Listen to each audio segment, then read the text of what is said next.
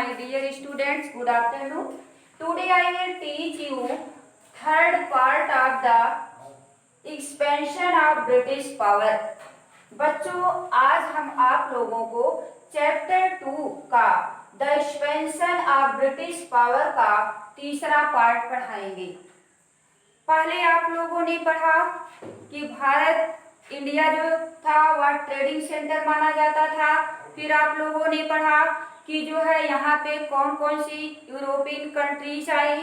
फिर इसके बाद आगे आप लोग पढ़ चुके हैं कि अंत में कौन सी दो जो है यूरोपियन कंट्रीज यहाँ पे जो है अस्तित्व में रही, जैसे फ्रेंच थी और ब्रिटिश थी। इसके बाद आप लोगों ने पढ़ा कि बंगाल में कैसे जो है ब्रिटिश का कंट्रोल पूरी तरह से हो गया, और प्लासी का युद्ध, बक्सर का युद्ध, इन सब चीजों के बारे में आप लोगों ने पढ़ा।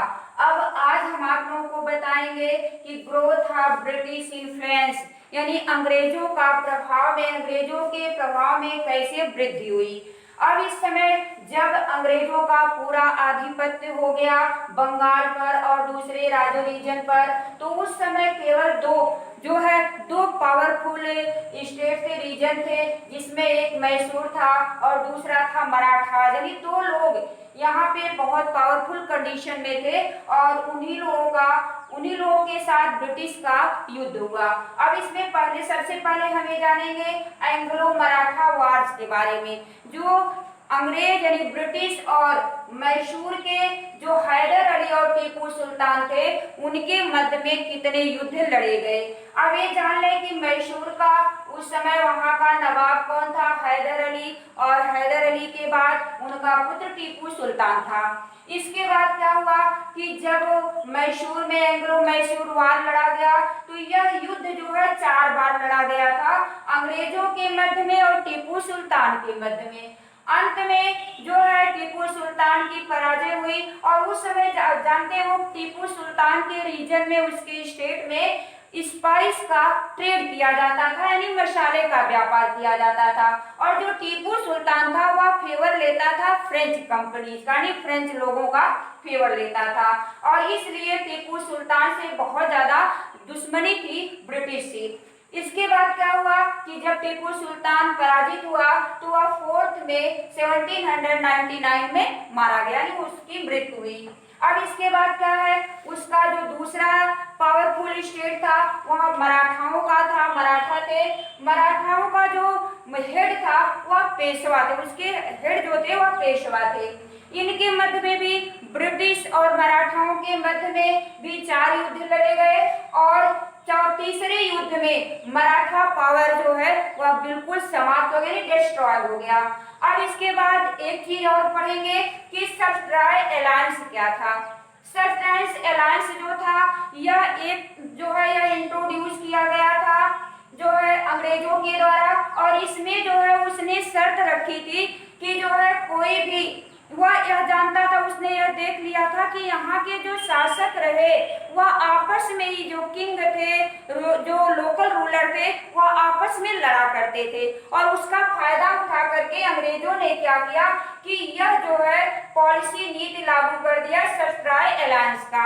और इसके अंतर्गत ये था कि उसने यह प्रतिबंध लगा दिया कि कोई भी जो इंडियन रूलर है वह अपनी स्वयं की आर्मी नहीं रखेगा, यानी स्वयं की सेना नहीं रखेगा। और दूसरी चीज थी कि दूसरा उसका ये था कि अगर जो है वह कोई युद्ध इत्यादि लड़ना चाहता है, उसको सेना की आवश्यकता होगी, तो वह ब्रिटिश सेना को मांगेगा, यानी ब्रिटिश सेना का इस्तेमाल करेगा। और तीसरी चीज थी कि उसने जो है यह कहा कि बिना परमिशन के, बिना अंग्रेजों के परमिशन के, कोई भी जो इंडियन रूलर है वह किसी पड़ोसी अपने जो रीजन के उसके रूलर हैं उनके राज्य में प्रवेश नहीं करेंगे। और इस प्रकार से यह सब्सट्राय अलायंस जो था वह लोकल जो इंडियन रूलर थे उनके लिए बहुत ज्यादा प्रतिबंध का कारण बना।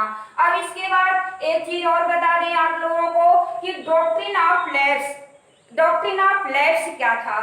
डॉक्ट्रिन ऑफ लैप्स जो था वह लॉर्ड डलहौजी के द्वारा इंट्रोड्यूस किया गया था, उसके द्वारा शुरू किया गया था। और इस जो है पॉलिसी के अनुसार यदि कोई इंडियन रूलर है, अगर उसकी मृत्यु हो जाती है, अगर उसका एडॉप्ट सन या डॉटर है, तो वह जो है उसकी मृत्यु के बाद उसका वारिस नहीं बनेगा, यानी उस राज्य का वह वारिस नहीं बनेगा, उसका हकदार नहीं होगा। वह सीधे वह जो किंगडम होगा वह सीधे ब्रिटिश कंट्रोल के अंतर्गत चला जाएगा। और यही था डॉक्ट्रिन ऑफ लैप्स की नीति थी। अब इसके बाद ये जानेंगे कि जो है ब्रिटिश एक्सपेंशन, यानी ब्रिटिश का, अंग्रेजों का कहां-कहां पे और विस्तार हुआ, इसने कहां-कहां पे और अपना साम्राज्य का विस्तार किया। इसने विस्तार किया यानी जावा सुमात्रा में भी इसने जो है स्पाइसेस मसालों के व्यापार के लिए ये लोग गए। साउथ ईस्ट एशिया में भी इन लोगों ने अपना